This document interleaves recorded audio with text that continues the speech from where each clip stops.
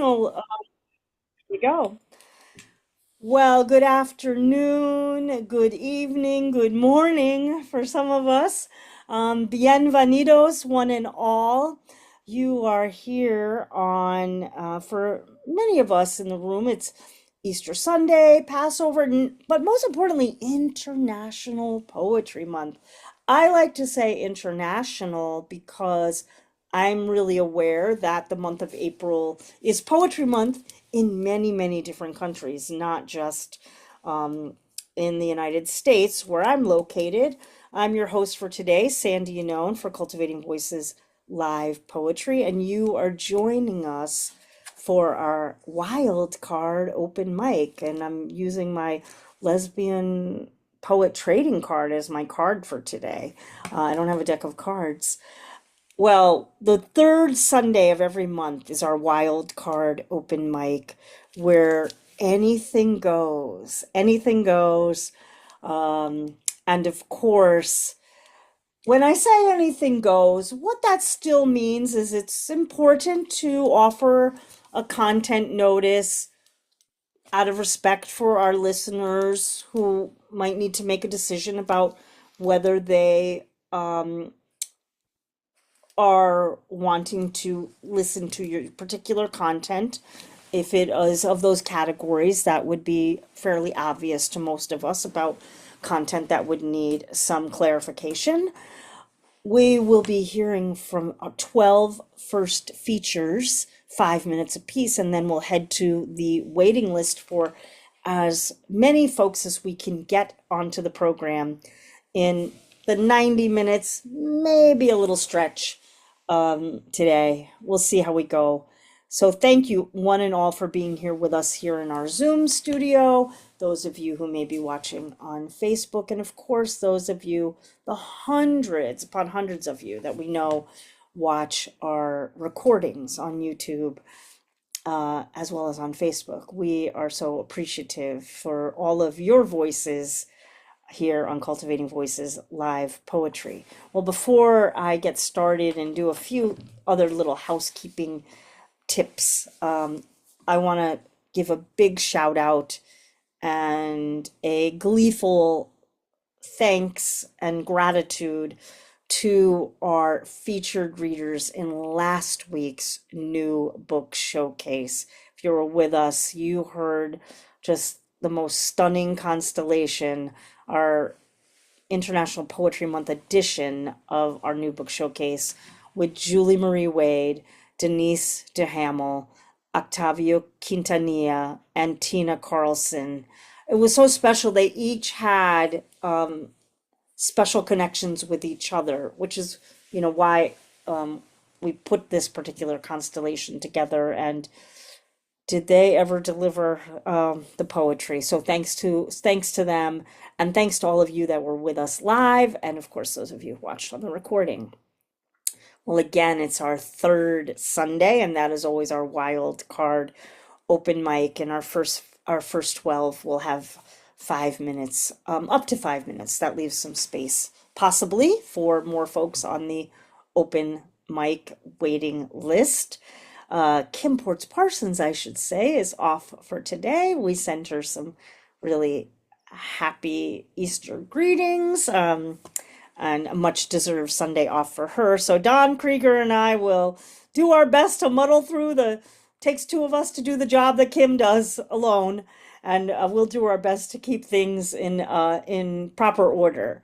And on that note, let's go to a very early time zone. And I'm always, always so happy when we get to hear some poems from Julian Matthews. Welcome, Julian, and thank you for being here.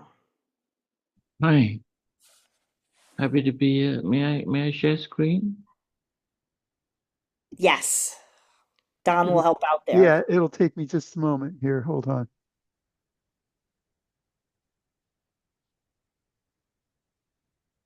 Go ahead. Thank you.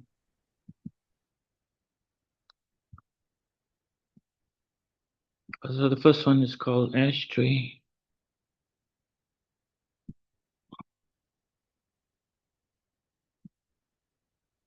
It's about an ash tree.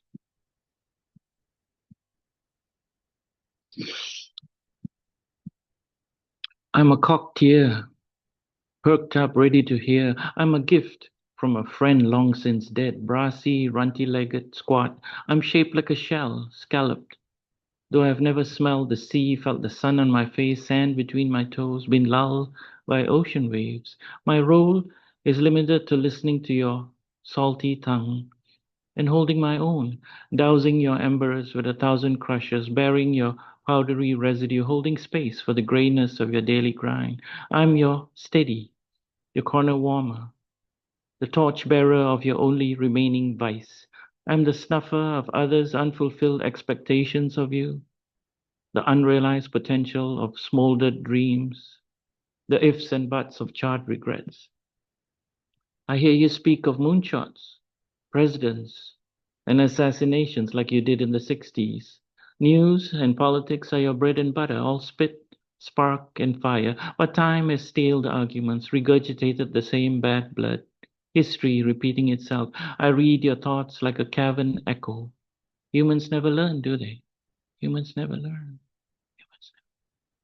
You're still angry, seething beneath the surface, your voice hoarser, your dry cough coarser, like the last protester dispersing at the end of a rally, distant, fainter, yet no less convicted. Your friends, fewer and fewer these days, seem less inclined to listen to your repeated protestations, the shenanigans of bad government, the hiss of your scratchy vinyl. I can still feel your stress dissipate with every puff, every exhale a soothing relief, like souls departing in the wind.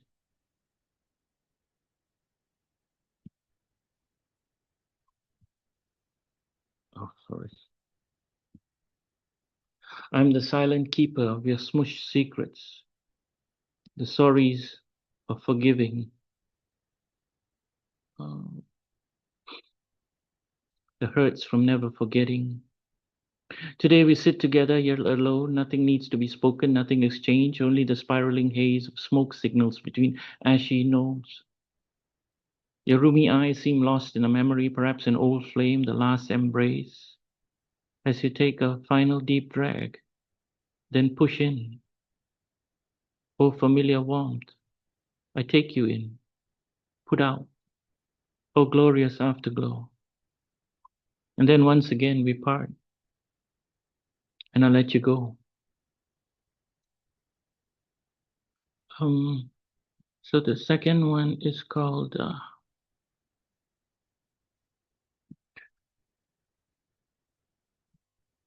Raising the Dead.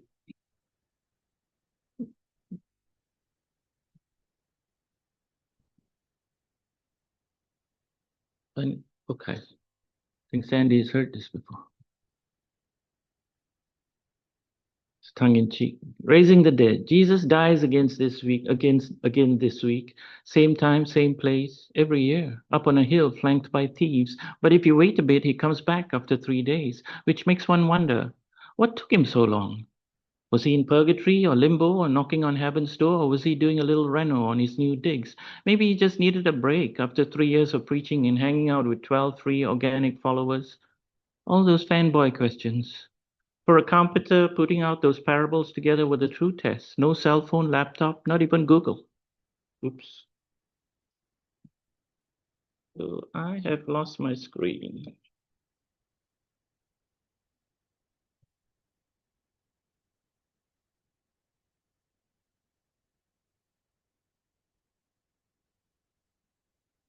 Can you still hear me? We can hear you, and I can see the poem on the screen. Okay, so I'll just read it from my phone without the screen moving. You can stop the share. No Okay. cell phone, laptop, not even Google for some research. Only wet fingers on sand, perhaps, and a long memory dropping out from social media from ages 12 to 30. Surprising for one with a royal fan club from birth. We'll never know how his early drafts looked like. No letters were sent and kept by an old pen pal. No teacher mentions his early genius in class. No one found a diary in a drawer, a journal under his bed, nor unearthed a tablet or two. No scribblings were found on a cave wall, no rolls of crumbling papyri in jars. By inference, he was one of those quick on his feet orators, never needed a secretary to dictate to. After all, he had a direct dial connection to the one above. A walking, talking ChatGPT Pro breaking down complex concepts for easy consumption without the hallucinations. Mary must have been a tough tutor too, making him recall and recite scripture from the top of his head. I can't even memorize my own poems, which makes me quite a dud in the human to Messiah scale. Even writing this doesn't warrant a stoning, much less a crucifixion. When I shuffle off this blasphemous mortal coil, though, some cloud storage somewhere may still have the dregs of my early poems. Some future meta-archaeobot may even track all the drafts down, replete with spelling, punctuation, and grammar mistakes. May even compile them all in 3 days and make them available online. Some shy, nerdy bullet kid from the future may even find joy in reading and memorizing a line or two. And that alone will be enough of a resurrection for me. Thank you. Thank you so much, Julian. And, yes, I've heard that second poem. I heard it earlier this week at another open mic in actually Lime Square Poets, one of our favorites. Um, but as I always like to say, I love repetition. I love hearing a poem multiple times. I get to absorb it differently, every time. So, folks, please never feel like, oh, you must bring a new poem that you've never read before. There are people who have not ever heard that poem. Not everybody's been is in the same room. And again, I always love to hear the poem again. Thank you so much, Julian. Makes me think also about maybe a future poet's focus would be, Katie Lang, the unbelievable singer-songwriter from Canada, has an album called Drag. And I love that idea. And it was all about poems that use cigarettes as metaphor. Um, but of course, a poet's focus with the word drag would, I think, be very, very prismatic, which is what we usually are using those words for. So thanks for giving me that potential idea from that first poem. Really great. Thank you. That's Julian Matthews, everyone. Well, next we're going to hear from Cathal MacThréinfhir and then followed by Patrick Lodge. Good evening, my friend. Hello, how are you, Sandy? And thanks, Don, as well, for keeping the ship afloat. Nice to see both of you again and everybody here. So, two short poems for you. One about my grandfather and one about my grandmother. So, my grandfather, the Ulsterman, in memory of my grandfather. It was the Ulster clay and the clenched stone fist of the Moran Mountains that hammered my grandfather's shape and form into being. The heft and heave of the stoker's shovel marked and cut the measure of the man. It was the spitted ash and hissing heat of a ship's coal bunkers that fired him through in that infernal kiln. Then later, in the salty sweat of a New York summer, the roaring 20s in full swing, he looks out from a sepia photograph, his fedora at a jaunty angle, a dandy smile, a suit well cut, the handkerchiefs in place. The eyes offered friendship, but the jawline was cut from Belfast steel, a man never to be crossed. In the 30s, he worked as a ganger on the roads of Scotland and of Ulster, laying the hot tar, its bitter taste felt at the back of the throat. With each macadammed mile beaten and formed, the sweep of the Moran Mountains memoried and seared into every yard gained. And not to be outdone, of course, to keep the balance, one for my grandmother, when viewing a very old photograph of her in her youth in the 30s. The tradition at that time, young women would go out and get all dressed up on their day off, and they would make a big deal of it, maybe go to the cinema and also get a photograph taken. It was a very big deal at that time. It was called A Woman Rising. On viewing a sepia photograph of my grandmother in her youth from the 1930s. Dancing free of history's chain, beyond the pain to salvation, quartered in, held fast, and life's rain falling on her in benediction. She lived her life from day to day, a housemaid's tale, a servant's place, the silk stocking she saved to buy, her youth captured in sepia. a pleated skirt, her blouse and smile, the gloves worn white upon her hand, dark hair in Colette Colbert style, a free day off so dearly won. Time holds me now in her embrace, this frozen moment, crystal clear, my grandmother in all her grace and beauty like a falling tear. The reference to Colette Colbert to you young people is from an actress in the 1930s. A Hollywood actress was much admired by young women at that time. So there you go. That's it. Back to you and to everybody. Take it away, Sandy. Thank you. Thank you. Thank you so much, Cathal. And, I'm reminded that there's also a literary journal out, I believe it's Northern Ireland, The Honest Ulsterman, right? So, yeah, so when you said that, yeah, I was really reminded of the journal as well. So thank you so much. Yeah, it's, we're looking in the, ahead to some Poets Focus. That memory one that we did really was so evocative. And we're really thinking, we're looking at one on elegy and we're looking at one on legacy. So those poems that you have about your elders and ancestors, be getting those kind of polished up because probably sometime in the fall we'll be having a Poets Focus on that. Thank you very much for that preview and those beautiful poems. No problem. Look forward to it. Take care, everybody. Have a good evening. Well, next is Patrick Lodge, followed by Sylvia Clare. Thank you, everybody from those time zones across the pond where I am tonight. Okay, thank you, Sandy. And this could have been planned. I'm going to read a triptych about my grandmother, Hannah, my Irish grandmother. She married a soldier in 1915 who died in 1921. She had a very, very good pension from that.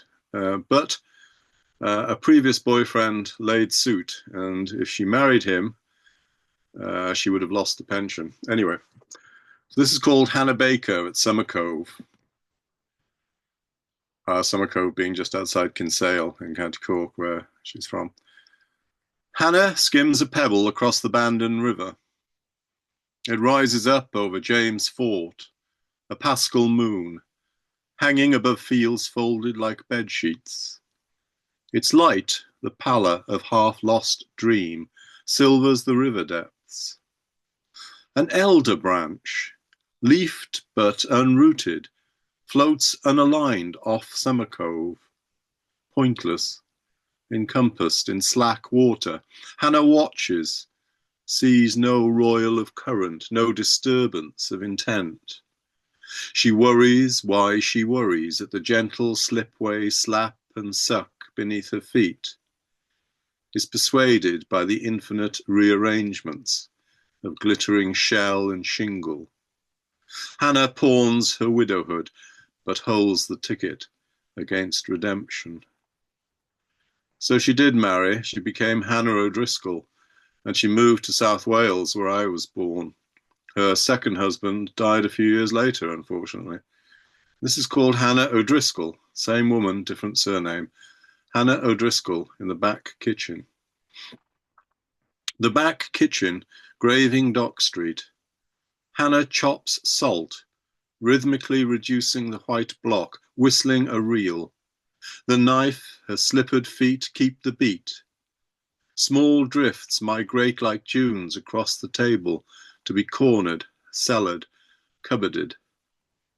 Beyond the window frame, there is the dock, a severe rectangle, deep as a pit, debris, prop, pallet, plastic, numbed, motionless, corralled in the diesel slick, sealing the still surface.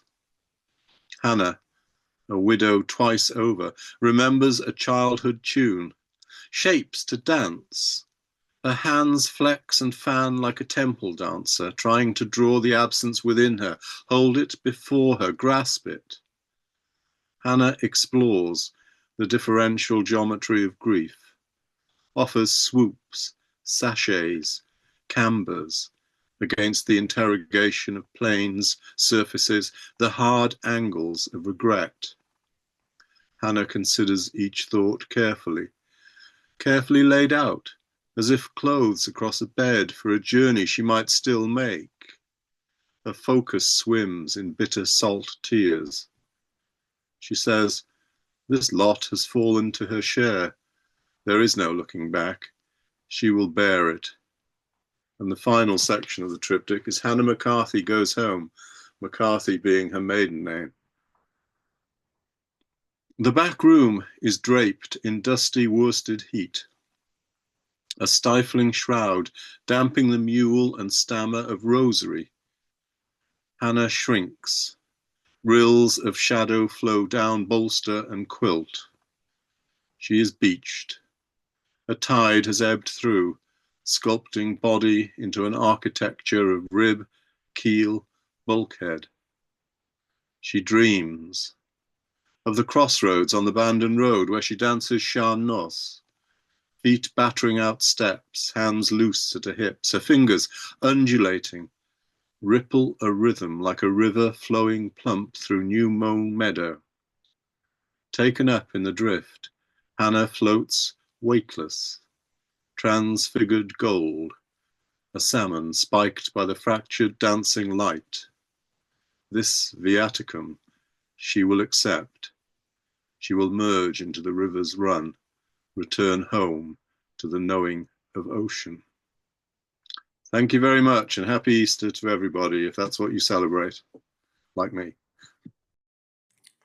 Happy Easter. Beautiful. Wow, I love that idea of using the triptych to move through time to show us these portraits of the same person, who of course is very different in each time frame. Beautiful. Oh my gosh.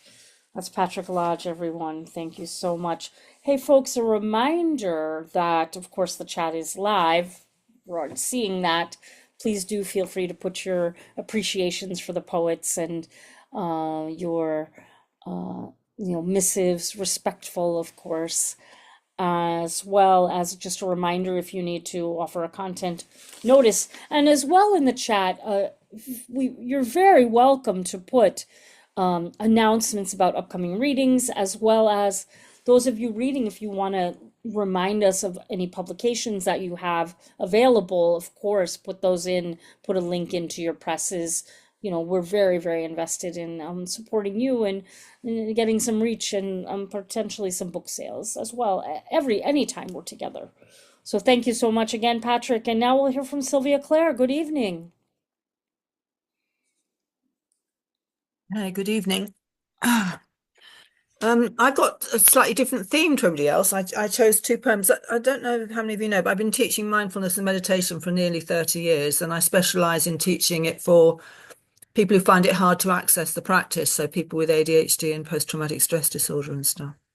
And I thought I'd read two poems that I've written about those topics. So do you want to do share screen? Would that be easier? You're very welcome to share a screen, no problem. Don can support that if necessary, but you should be able to do it. There we go. Right, lovely. So this one's called Draw Breath. Draw breath, my friend. Draw a long, single breath. Linger in this moment with me, being all that you are, and yet nothing. Simply a collection of cells, elements, molecules, DNA ladders, arranged to create you, a living, breathing creature of the planet. Take time to contemplate this breath, but who before you drew this breath or parts of it? Which trees created it? Which dinosaur, early human, juggernaut or aeroplane exhaled before it became your own simple, precious, polluted and unique breath? Think carefully, my friend. What is this poisoning we take so casually, always wanting more, barely noting the gift of experiences so rich and diverse, the meanings of life, to experience, to co-create, to weave it like children's creating cat's cradles or friendship bands. So stop, contemplate, draw a clean breath once more, allow the breath to fill you with life, gratitude for your own life, the greatest gift we have. Take a long, gentle look at how you live it, with compassion, self-reflection, humility, openness, and honesty. Thank the trees for creating this breath. Thank the planet for creating you in this moment, in this joyful single moment, like the steam arising from a horse's nostril on a frosty morning. See its beauty, its eternal presence, and simply draw another breath.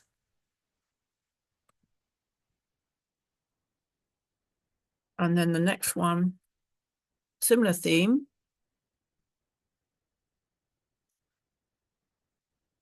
This one's called Held in the Moment. I am liberated by this moment, suspended in its infinity. This moment and I never began and will never finish. How can we? We have always been here, and yet impermanence moves us on, changed, modified by experience, everlasting. I am simply held in this moment, and I hold this moment in my hand, in my heart. It resonates with joy, this moment, this eternal moment, this amazing gift of life, just here. Shifting time, circular, linear, simultaneous. This moment is in all of them, offering these gifts, if we should choose to take them and make them our own. Can we allow ourselves to be held by this moment just now, together in community, just being one with each other in silence, in this very present, just held in this moment.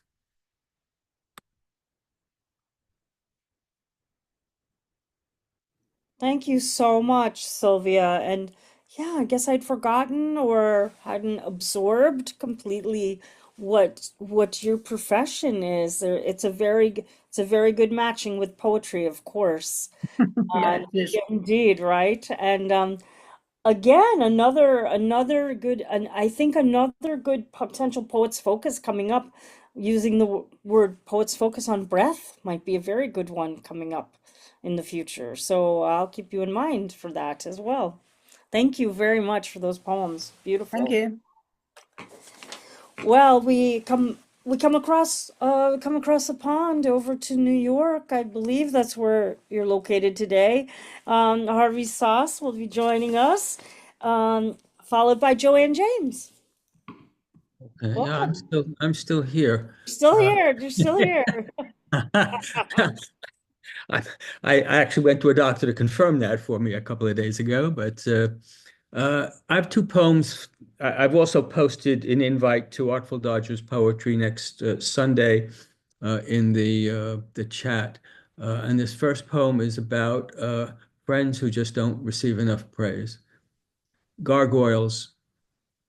Let me assure you that the view from above, where we gargoyles keep an eye out for your continued safety, isn't all peaceful coexistence in turtle doves.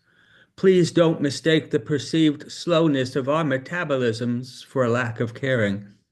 My kind has your back. A last line of defense should Capistrano swallows attack. You could say without contradiction that within our concrete exoskeletons beat hearts of gold, despite having faced near extinction when miners cracked us open during those gold rush years. Not quite high enough up to attract the attention of air traffic controllers, we are content to occupy the space between earth and sky, free to hatch a plan to beat back death-dealing meteorites without relying upon mixed martial arts or an iron dome from sea to sea. We remain the only solid forms of life you diploids can trust absolutely, even if you have to listen closely for a heartbeat. Zipping our gobs should one of us spot you licking honey from the bee-stung lips of your PA. You can count on us to stay the course and not to say anything to your wife. Stolid as card sharks hiding a tell, we know, having seen it all, that love trumps all. And whether as a matter of choice or by design, we of the gargoyle persuasion unequivocally love mankind, continuing to stick around despite mounting evidence of your betrayals. constitutionally able to do so, being more sturdily constructed than flesh and bone. Call it our version of the buddy system, flesh and stone. A bonding proven effective by time and the grittiness with which we cling to face brick.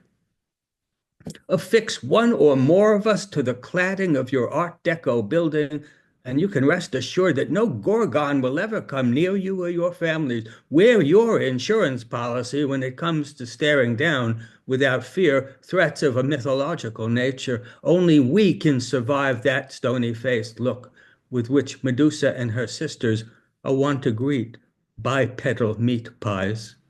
Speaking from personal experience, and having dated the lot of them, what happens in the quarry stays in the quarry. Gargoyle honor mutes our tongues. The only thing my kind fears is mass production, promising an end to our individuality. Oh, we may look alike, but we're not really alike. No more so than Plato and Aristotle, both Greek philosophers, can be said to have agreed on every item of existential import.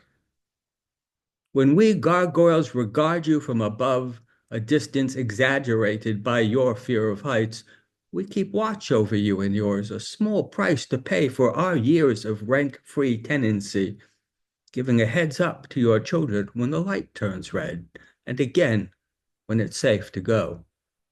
No crossing guard is as ready for lighthouse keeping as we are, steady as the pole star, poised to jump into any fray with mythological beasties out to get you. Our worldview, 360 degrees of perspective, able to detect and redirect fallen angels before they fall on you. Why then should we be denied the panoply of can-dos accorded to blacks and women? Have we not stood by your kind and served you well, American-born and American-bred, deserving of birthright citizenship? Since we are mortared in place, dead last in any race between ambulance chasers and our fastest, we leave it to you, whom we have watched over, to march on our behalf, claxoning our demands as set forth in the attached manifesto, that House and Senate, by joint resolution, acknowledge gargoyles as a protected class. And the last one is about 3/4 of a minute. Okay, thanks. Do I have 3/4 of a minute or not? If not, You've got it. okay, it's called Mr. Dragonfly. Among the shiftiest of natural history's backdoor men, he was always good for a quickie. The sound of his arrival, like that of a deck of cards being shuffled by a card shark, setting girlish damsel flies all aflutter, his wings beating hemolymphatically as their hearts did, appearing each spring with the practiced buttering up of a casuistic porn star. Hummingbirds, quite the outdoor Lothario types themselves, admired his slick moves, his brilliantined good looks. Surprised then that he broke so easily, with not enough of him left to fill a snuff box, after some rude boy, mistaking his hovering for beggarliness, slapped him away, grinding him underfoot for good measure. R.I.P., Mr. Dragonfly, another aerialist in life's big apple circus, executed with the casualness of a drive-by. Thank you. Thank you. And if we have a circus one, I'm coming for you also. If we have a circus. If we have a circus theme, which we might. Yes. Yes, thank you. That's Harvey Soss, the Artful Dodger, and please do look in the chat for your upcoming reading next Sunday, open mic. Thank you so much. Well, now we head over to, I believe we're going over to the West Coast now. Joanne James, thank you so much for being here today with us. Hello everyone. I see some friends here that I haven't seen in a while. Hi, Isaac Cohen. He doesn't see me. There he is. I have one poem, and it's an Easter story. It's my favorite Easter story. It's called The Last Easter at 5462 Bear Road. That's where my parents' home. Even standing by my mother's bricked-in geranium garden was transgressive in those days. My mother frowning, always sullen when we stood close together. No one would ever acknowledge us or dare to say anything, but they had never seen me in love before. I am reordering the entrance, not a garden, but with geraniums. It had become a pool of stagnant water, but I have the ability to clean it up and bring a beautiful living soul, a shell put into the water. It's speckled, small bubbles come up from it where it is, breathing, now sparkling. I keep finding bottles, jars, and containers that have sprung leaks when I learned about stagnant water. When all my containers sprung leaks, how would I stage my revolution? Find those sacred speckled dream shells. One of my sisters left home with a guy at 18 and became pregnant. The other sister left home at 16 and moved to New York City, where she was a mistress for a mafioso who was in his 60s. And she knew Donald Trump. None of this offended my mother. But when I bring my lover to dinner on Easter, just after I left my husband, she came towards us down the driveway, holding a bag of frozen peas. I have to have an F-bomb, but my mother said it, not me. So she was holding a bag of frozen peas, smashed them on the driveway, and yelled, "Fuck tradition, everyone else does." So the worst shame to the family on Bear Road is when I fall in love with a strong woman who has a black motorcycle, fall in love with a pushy woman, a bossy. She was the rocks I finally crashed on, first love. I wanted to fold myself up into a little ball so she could swallow me with a champagne chaser. Our romance demanded surrender. I was two people. I was diminished and exalted. We found an apartment with a small view to an old meadow off Seabright. One time I was a postage stamp. My country was under enemy occupation. I'd only saved my life on an envelope posted to Seabright. Her eyes like dark brown misunderstandings. Her eyes sometimes sick with hurt, sometimes alluring. Am I stuck in the beautiful amber of our story? That's it. Thank you. Oh, I love that poem. Thank you so much, Joanne James. Hey, it's not too early to remind you all in June, it's our 5th anniversary year, but in June, it's our 6th annual Poetry Pride Parade coming up. And because it's our 5th year anniversary, we're not only doing one Sunday parade, we're going to do two for the 5th anniversary. So mark your calendars for June 15th and June 22nd, and I'll be sharing more about that with you in the month of May and as we're leading up to June. Thank you, Joanne James. I really appreciate that poem today. Eelke Lampe, here you are. You're up now. Yay! Thank you. You're so welcome. I'm so excited to hear your poem or your 5 minutes, whatever. Maybe it's more than one poem. And you'll be followed by Jude Marr, whom I'm also excited to hear. Thank you. Thank you, Sandy. I'm going to share one poem. And today is Easter, and as we all know, but it's also the last day of Passover.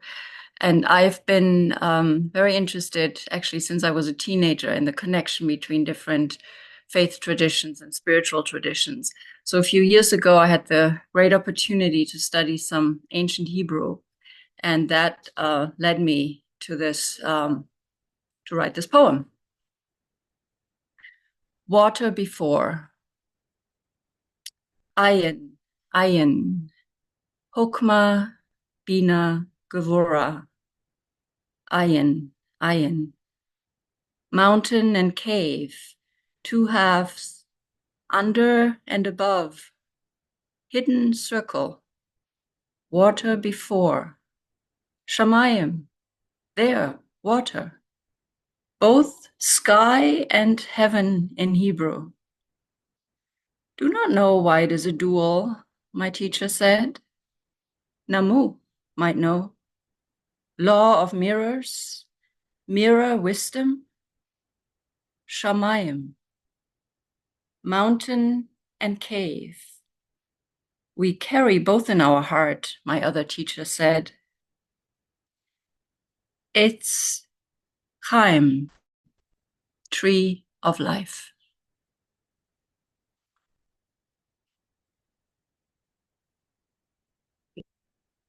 Beautiful. Thank you so much. And I love that reminder, of really the intersectionality of what religions, faiths bring to all of humanity, whether you're practicing or not, we are certainly all influenced by traditions and things of that matter. Thank you so much. I love that you had that opportunity to study Hebrew as well. That's amazing. Thank you. I look forward to your next poem. Well, I am so excited to hear our next poet, Jude Marr. Jude is such a dedicated listener to our program. Like, here every single week listening to all the poems. So it is a true joy to now be listening to one of your poems. Thank you, Jude. And Jude's going to be followed by Lynda VE Crawford. Thanks, Sandy. I'm actually going to do two poems. Sure.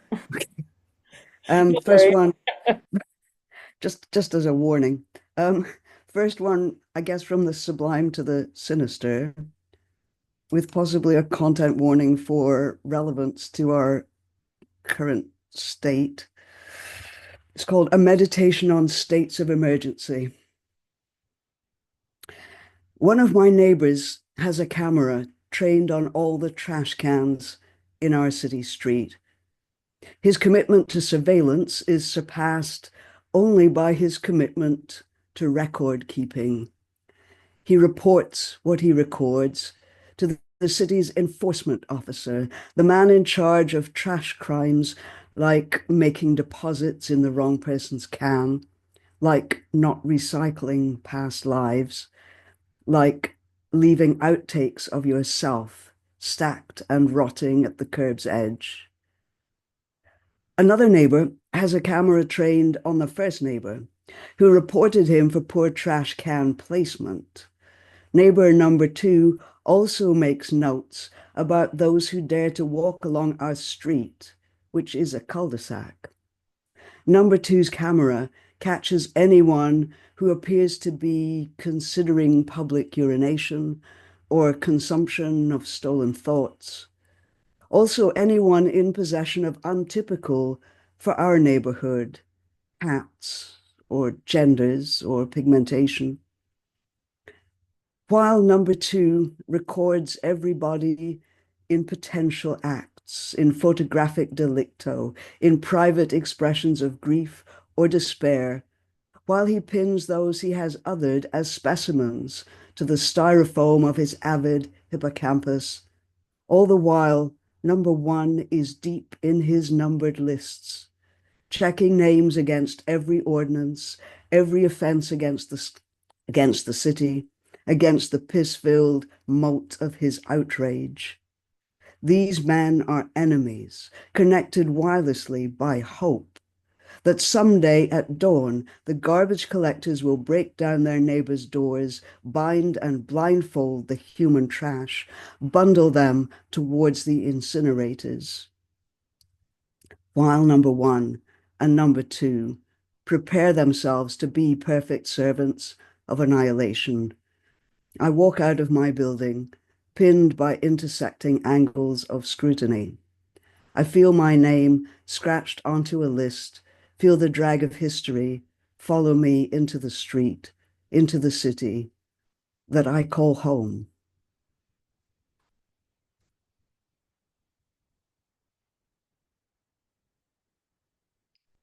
And so the second one, as this seems to be grandparents' night, I'll read this one, which is for and about my maternal grandfather, just to locate us a little bit for this one. I'm the child of older parents, and my mother was also the child of older parents. So her father was born in 1873, and he died somewhat memorably on the 1st of September, 1939. For my maternal grandfather, who I never knew, whose last name I stole. The poems you wrote as a young man are conventional. I have them, ink fading. They conjure Victorian summers, the kind that glower out of cracked old canvases. They are serious, stiff, and formal, as the family you fled when you left for good, became a wanderer. London, Paris, Switzerland, the Côte d'Azur. There is so much more to say. I will not promise to write your life, but I have the poems and a photograph of you, young and bearded, and I know the day on which you died, the first day of the worst war, when you were the same age that I am now. You, old and sick, but you had also been young and sick and always vulnerable. And I don't know what you would think of my journey, or if you would see yourself in the mirror of my face. But I think that when my beard grows, I will look more like you than anyone. And I have your poems.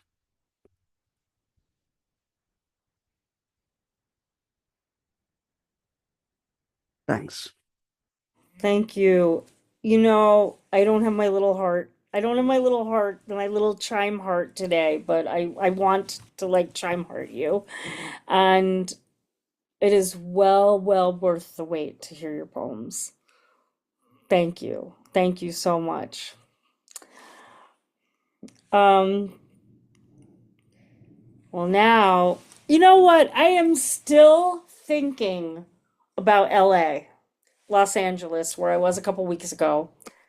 The very first person I saw, right, was I Lynda know. VE Crawford. I still can't get over it. Like I'm still beaming from that. I'm never gonna forget it until maybe next AWP, or maybe there's some interlude in there between there. And So I just have to say, when I walked up to the convention center, the very first person that I zoned in on was Thomas, and I said, I know your face, aren't you? And we met with right after that. Then it's you, and it was all meant to be. It's fabulous, fabulous. I'm recuperating from readings yesterday. I'll stay off camera, but I would love to share screen if that's okay. And okay, that's it not should yet be. I turned don't see on. it. Let's try once more. Sharing is not okay. So now we're there, and just a heads up that the poem is about mother-daughter love. That there's a religious image that is, broken in case that's offensive to anyone. Okay, so this is the first image, and not intentionally broken, and the poem that accompanies it. Pressure. Brass Jesus with INRI pressed in, lived, stilled above my bedroom door, 6 years. My mother nailed it there to ward takers. One, a tall woman, long arms dragging, a seer. In darkness, no sleep, no fear of Sundays, she came without sound, drifted through my bed, over, under, exhausting in weightless flow. Us, two Caribbeans, ancestry fed, bound. This visitor had pressed my 16th year, eager to bend my eyes toward dark light. I told my mother, there's a darkness, please. There's a woman trying to take me. Mothers answer girls with nails, wood, brass, love. The crucifix is broken now.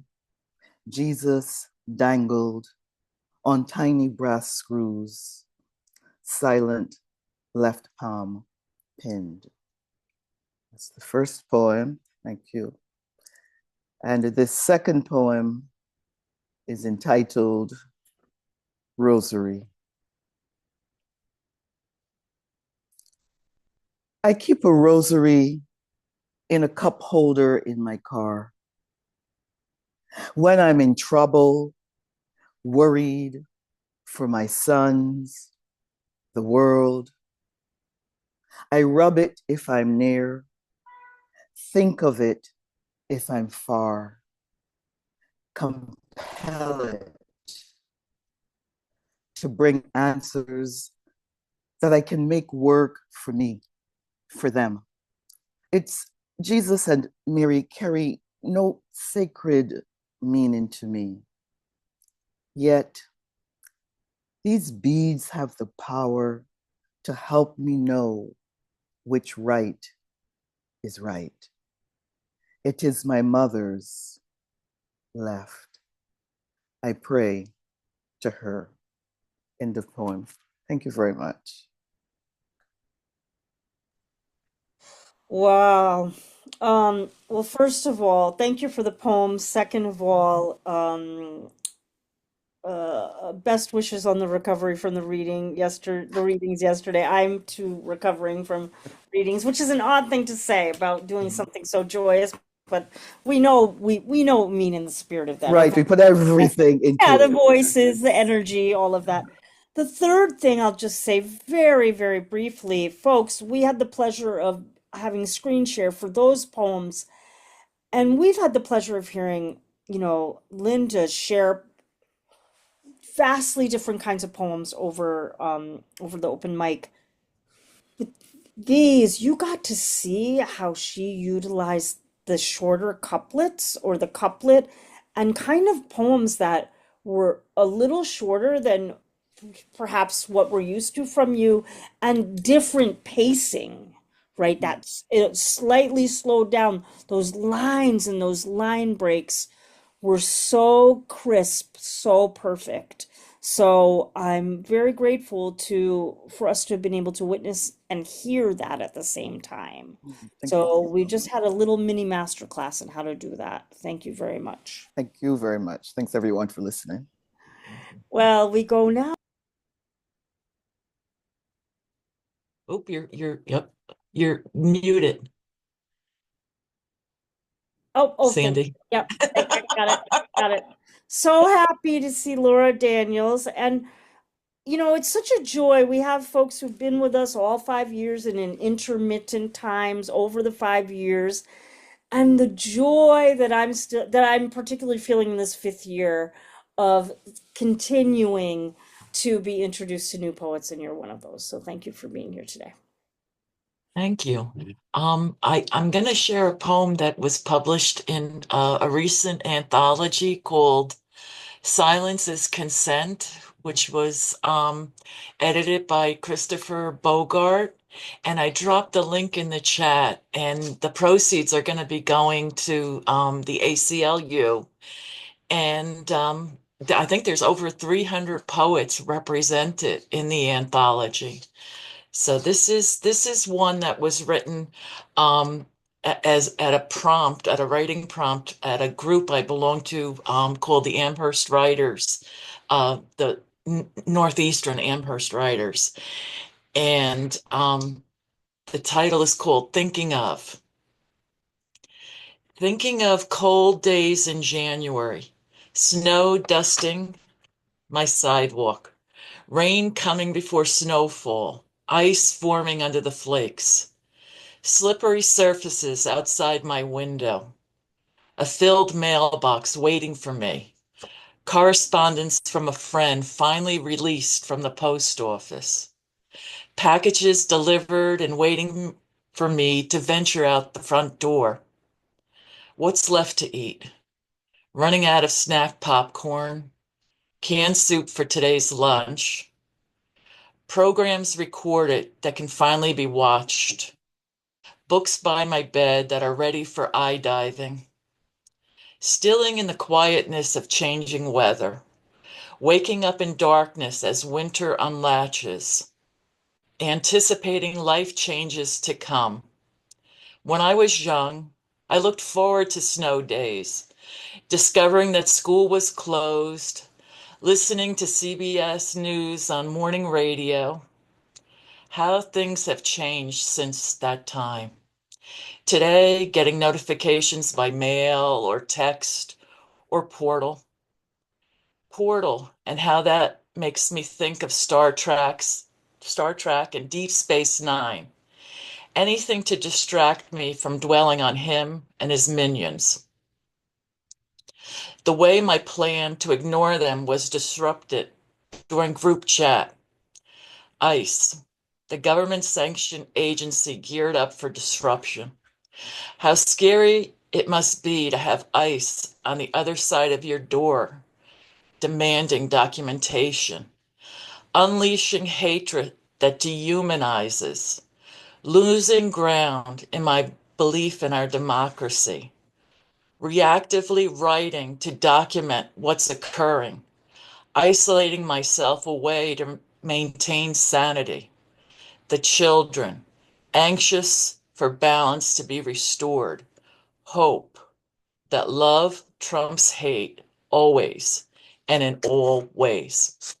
Thank you. Thank you so much, Laura. And as you can see, I put in the chat, you know, I was in a Zoom room with Christopher Bogart, I believe is the editor of the anthology, Silence is Consent. And I'm hoping that we'll be bringing the anthology to Cultivating Voices later in the year.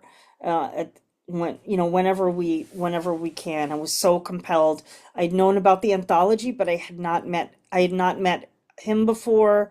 I'd been hearing about poems in it. I'm so grateful for you. Just after that experience of following up by hearing a poem from the anthology. Thank you so very much, and a really important one. Thank you.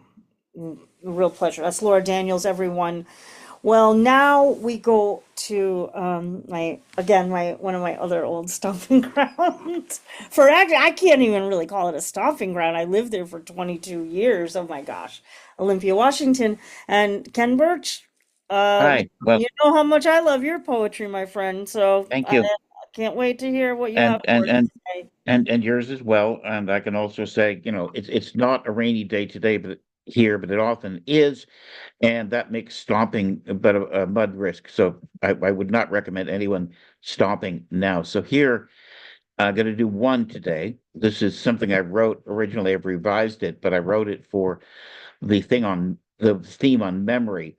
Did not get a chance to read it. Basically, it's about something I saw as a very small child on a television, did not realize what I was seeing, and then realized later what it was. And I'm going to ask anyone who wishes to see if they can guess what the image I'm describing here. It's associated with a historical event, but it's a very specific moment in the day of that event.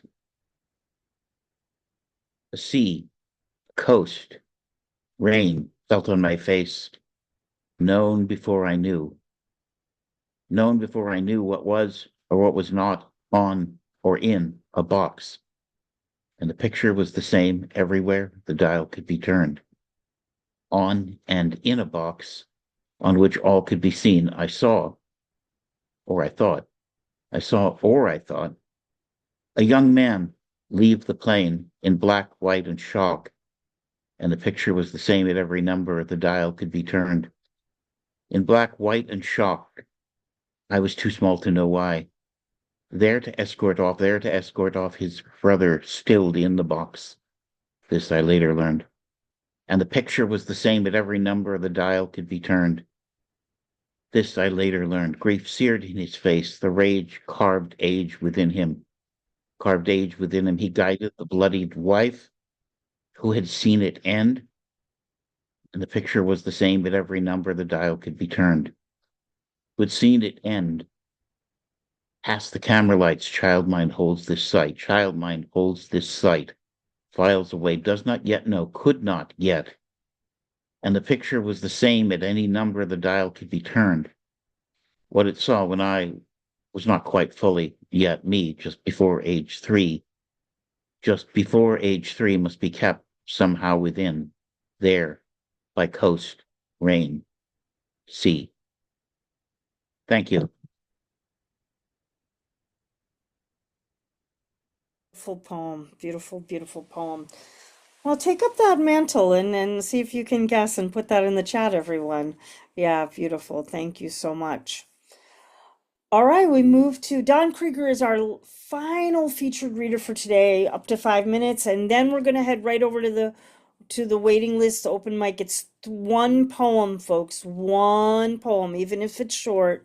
We'll get to as many as we can in the half hour. As I said, I'm staying with a guest here, so I'll stretch a little bit, but I won't be able to get to everyone, I'm pretty sure.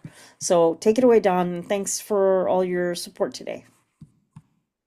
Thanks, Sandy, and thank you everyone for being here. I have 2 brief poems, won't take 5 minutes. They're related to Passover and Easter. I'm just going to read this fragment of this one. I originally wrote this entitled it Passover Prayer. Passover is the celebration of God killing the firstborn of every family and every animal family in Egypt. It's not about getting out of slavery, as some people say. One more time this night, may your death angel pass me by, leave me whole, your chosen, terrorized, and waiting for tomorrow's horrors. If you truly exist and hear, then hear this. You are a beast and unfit. So too your zealots, whatever their name for themselves or you. If I held your might, Almighty God, in that instant I would erase you and your memory from all that is. If you truly exist and care, open the earth and destroy me. For though I claim nothing over Moses, your darling, I claim goodness over you.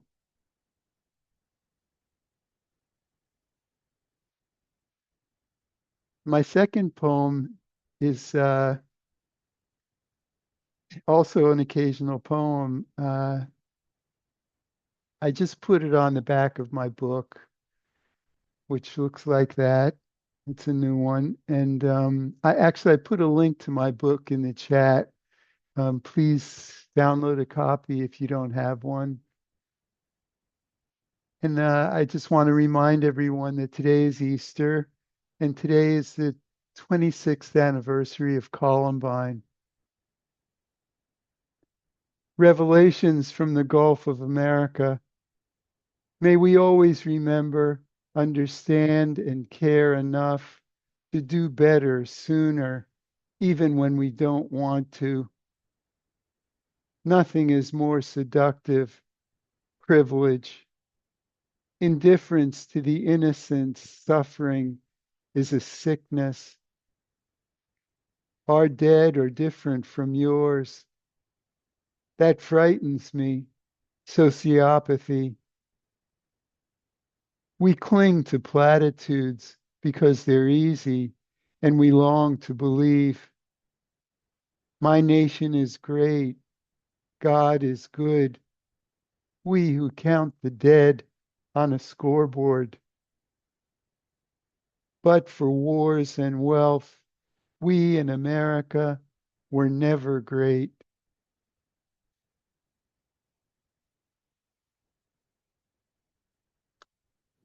Thank you so much, Don. And you know that one of my, well, I think my most favorite, favorite's a really strange word when I think about your poems because they are just so searing and they just go so deeply in. But the poem that reaches me the most is Our Shared Humanity, which is the first poem you ever read to me, ever, I believe. personally, and I cried when I heard it, and I still get chills when I hear it. And I think this poem off the back of your book is the poem that is like it kind of reaches me that same way. And it's no surprise that it has the echo of the line from Our Shared Humanity in it. So thank you for sharing your perspective of humanity with us today.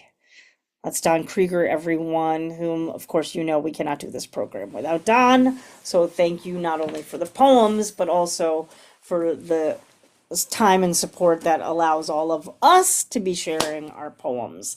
Well, that is our 12 features for today, which means we have about 20 minutes for our wait list on the open mic. So let's go right over to, I think you're in West Cork, Catherine, Ronan. Everybody, it's one poem up to 3 minutes, and we'll get in as many folks as we can before the half hour.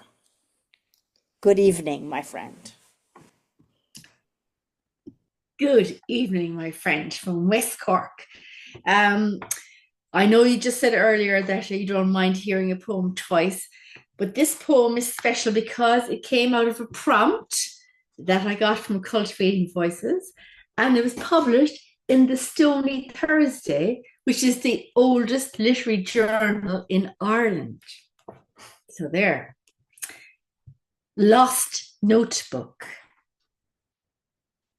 You showed me your scar that summer. I drew it in my notebook and wondered all my life what had taken a knife but let you bleed into shadow.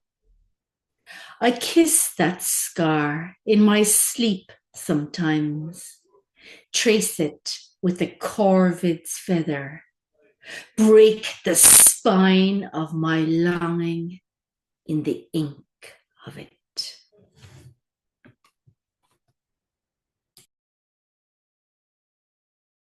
Well, another fabulous poem by you, and the Stony Thursday book, I know it well. I've been so fortunate to have a poem in it. Fantastic.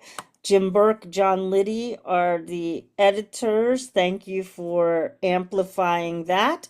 If you want to put a little announcement about that publication in the chat, no one I think would mind to know that. Thank you very much, Catherine, Ronan. And now back over to, no, you're in London today. Kara Briggs is in London. You shared that with us. So I can't say over in the West. You're over in London. So it's the West somewhere, but it's not. It's the West to someone. Yes. West to someone. And I hope all's going well over in London. And I hope you're having. It's our vacation. It's our first in almost 2 years. So really happy to be here. Longing to, sad I couldn't get to Ireland on this trip, but next time. Next time. And well-deserved vacation, mind you. Thank you. I have new poems. This is a first reading anywhere of this. Starting toward a new collection, but I was happy to see my book for sale online in the UK that I put in the chat.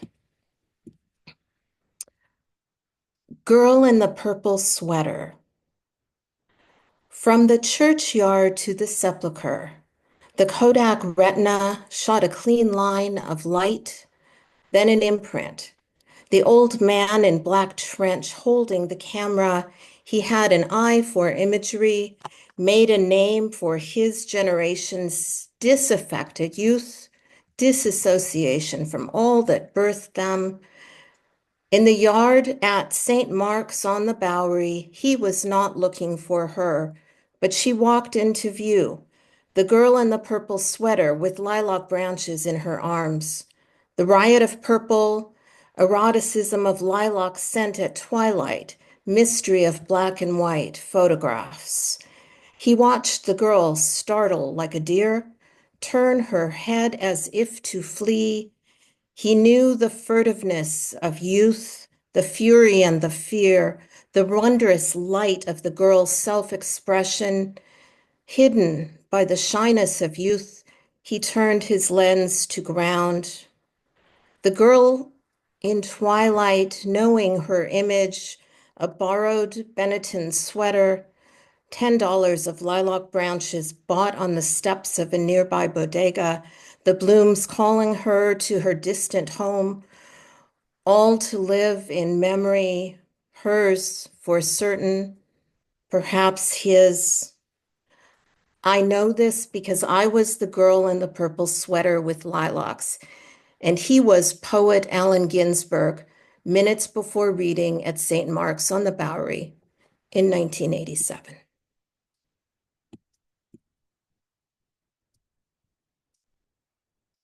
Thank you, Kara. Thank you also for sharing like the debut of a poem. I mean, I never take that for granted that someone shares a new poem with us for the very first time of all the many places a person could debut a poem. Thank you.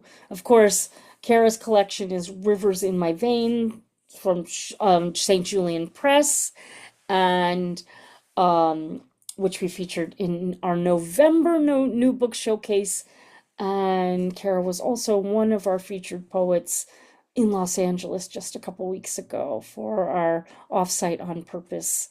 So thank you for that again. And thank you for your poem today so much. Rachael Stanley gave a very memorable reading just a few weeks ago on our Poets Focus on Memory. So I'm very glad to be able to hear your voice so soon thereafter, because I missed it the second it was over. I missed it the second it was over. So thank you, Rachael. And Rachael will be followed by Susan Abbott. Thank you so much, Sandy. So this one was just written recently, and it's a response to watching The Crown, and it's called The After Effects of Binge Watching The Crown.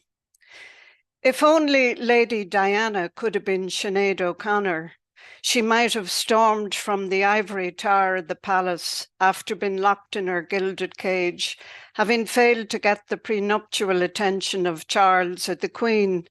She might have thrown down the gauntlet, ripped the yards of ivory silk to shreds, and shouted to the world, "I'm not going through with this farce."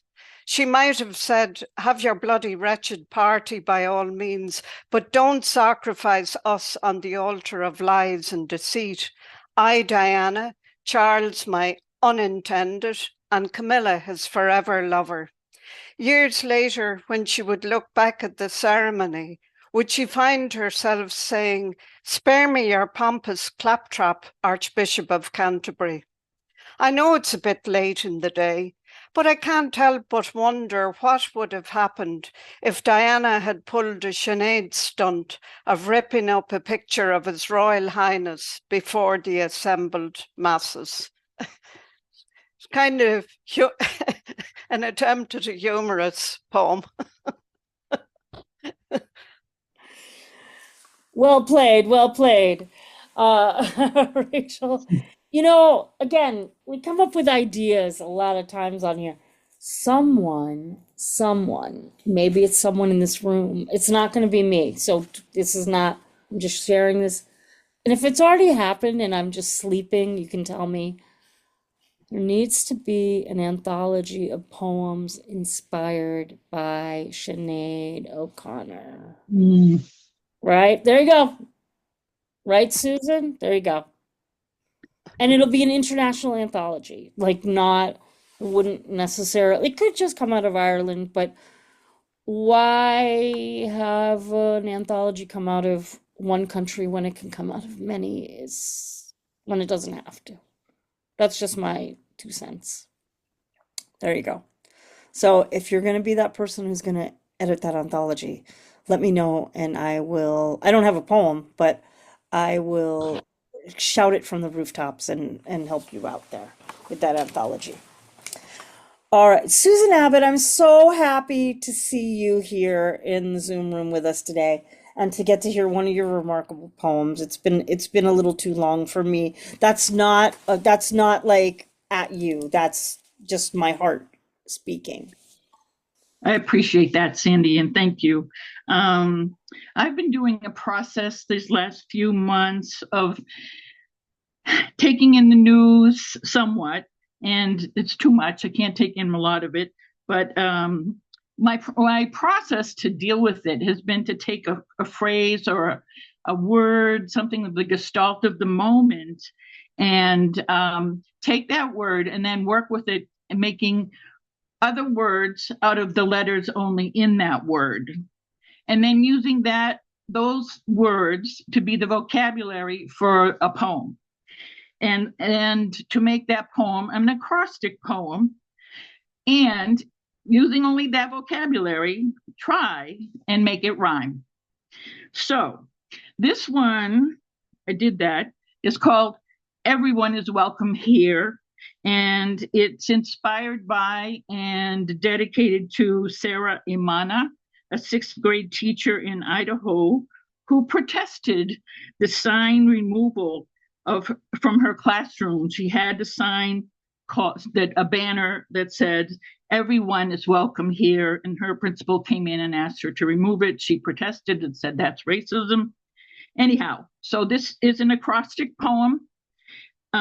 Everyone is with the words from out of Everyone is Welcome Here. Enroll in school, honor all shines, vow no violence, all widows, all whores, all reverence. Even an icon when lessons slice lines, reserves on envy, immerses in severance. Year on worry what schism will sever. Once we listen to snowy owl wise, nor will we cower to ones who howl never. Evenly rich ones come while every loon cries. Irony croons a lesson woven vile, some here to welcome a yes. Whole in visions, lovely with style, essence of colors, hello to every mess. Lemon and lime soon meshed in honey cover a slime as rinses in yellow. Only will melt who minds his own money. Millions yell loss, a crow sells low. Enrich her love now, see how she shows, honor her well wherever she rose. Eve, as her menses were moons cheer, rhyme as her love where verses chose. Everyone is welcome here. Thank you.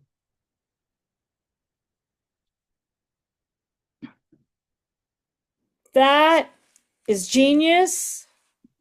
Genius. Thank you. If you feel okay with this, wouldn't you enjoy if everyone wrote an "Everyone is Welcome Here" acrostic? Would you welcome that? Sure. Sure. Right? Like, if I'm really of the mind that we need to just flood the world with love and poetry. That's what I think needs to happen. Yep. Yep. So, oh my gosh, what a fantastic idea. Everyone is welcome here acrostic. Well, it's an acrostic with the words only formed from those letters of the Which the that's even I don't know that we can ask everyone to do that. I know, I know, but I marvel at that. But I mean, oh my gosh. It's a little cuckoo, but you know, that's how my brain works. That's incredible. That's absolutely incredible. And that was just as it was with, like, Joanne and Jude. I was like, that's a poem worth waiting to hear today, for sure. From the last time I heard you read a poem. Thank you. Oh my gosh. Amazing, amazing. Okay, everyone. There we've thrown the little gauntlet down. It doesn't happen that often, but there it is. Everyone is welcome acrostic. let's see how many come back in our future upcoming programs, our open mics. Thank you, Susan Abbott. Thank you so much. It's very Thank you. possible that Lenny DellaRocca is our final reader for today. And as I mentioned, I think when we were in the green room, the Zoom green room, that Lenny is the editor of an amazing publication, South Florida Poetry Journal, which is part of an amazing community in Southern Florida with so many other places. And you have my most favorite nickname of a journal ever, which is SoFlo Pojo, which may have been subliminally how I got the name for our holiday open mic, which is Ho-Po-O. I may have kind That's of great. secretly stolen it, or I didn't secretly. I think it was a subliminal steal. There used to be a poetry journal in South Florida called the South Florida Poetry Review back in the 80s. Long defunct. It's been gone. My friends ran it. And then when I was thinking in 2016, when I was thinking of doing a journal online, I thought in honor of SFPR, South Florida Poetry Journal Review, I thought, well, South Florida Poetry Journal. And then I thought, SoFlo Pojo. Oh. And, friends of mine loved it, and off we went. So I have to say, though, I am no longer the editor there. I'm the founding editor. I'm the founding editor. publisher. Excuse me. That's okay. A lot of folks don't know. I turned everything over to Michael O'Mara. He's a much better manager than I am. He's amazing also. He's amazing. He is. And, you got to surround yourself with the best people. And that's what I do. I'm still attached. I'm a reader, and I read blind. And then sometimes I nudge him to see if we could do something in other areas, but I try to surround myself with people who are better than I am. Yeah. Which is like everybody in this room. Yeah. I mean, that's how you're right. Yeah, that's how you do it. Yeah. Well, thank you. This is called The Flashing of Tambourines. We hear it coming before it appears, shimmering like a sunfish from shadow into light, led by a woman with a flute. Behind her, a revelry of zealots with vesper flamingos, children with stones. A father puts his daughter on the ground and moves to follow them, but his wife throws out her arm. It's a powerful thing, this music, this procession of saboteurs in gimcrack costumes. Most of the women lean in doorways. Rumors go mouth to ear that somewhere toward the end of the line is a caged king, almost naked. Fireworks make gold ornaments in the sky, and some of them rain down on roofs, catching fire. It would be magical if it didn't ruin half the town. This will be the last of its kind, this parade, these people from the last eclipse staggering toward the sun. I was only here to listen to a story, and then all this tree shine and goblins jigging into town. But I could love them all given half the chance, the ragged and joyous and evil. So I follow them over the next hill to catch them before they disappear. I run, smiling, lifting my arms like an idiot catching the clouds, making the air twirl with dust. Thank you.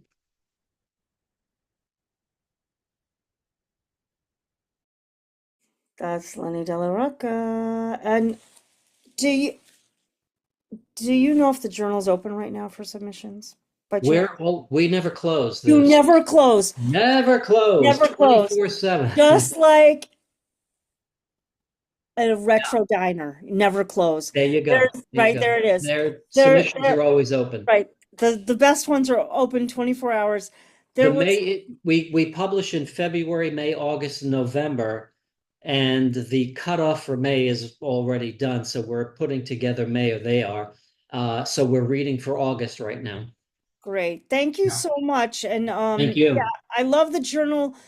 you also have a fantastic reading series. Yeah. I know that Judy Ireland helps out with that, does such an amazing job. And if I'm forgetting anybody that I'm not giving my proper shout out to, because I love when I come to your readings. Yeah, well, I appreciate. Yeah, Michael and Judy are the two Michael that and Judy, they yeah. do all the heavy lifting. Yeah. Yeah, so thank you for Thank you. being that founder. You know, founders are so important.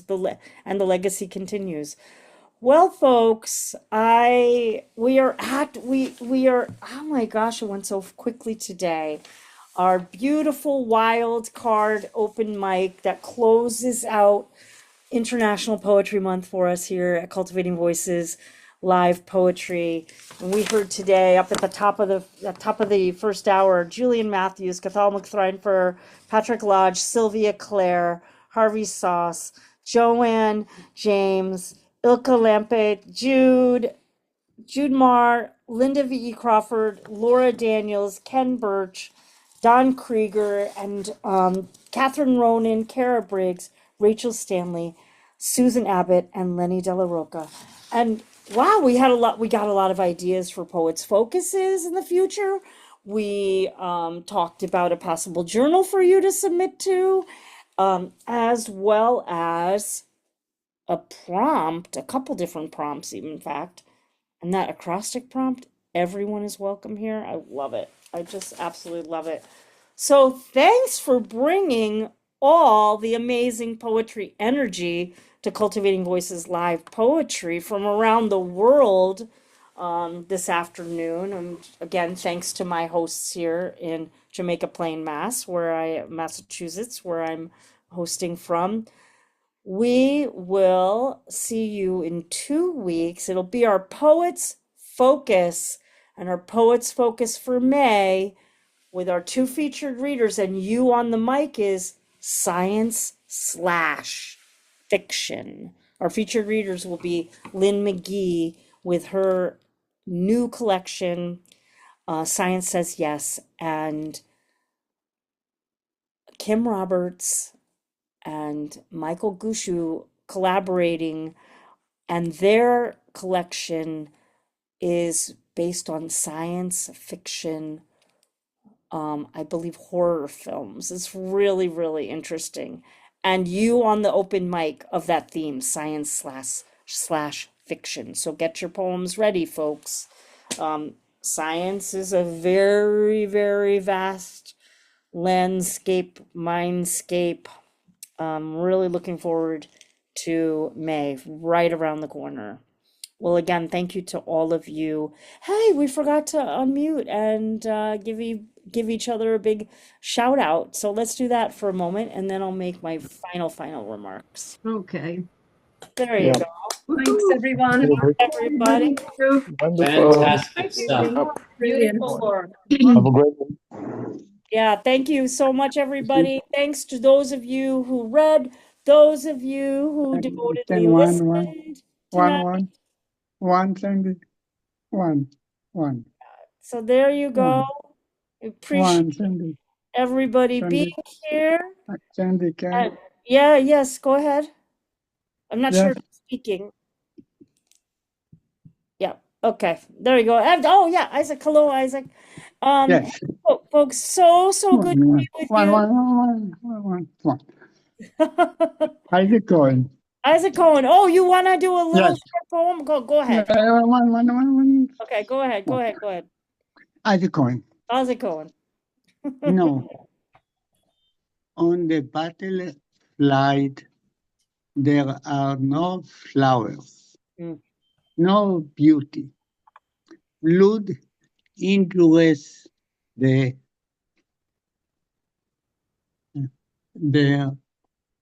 earth.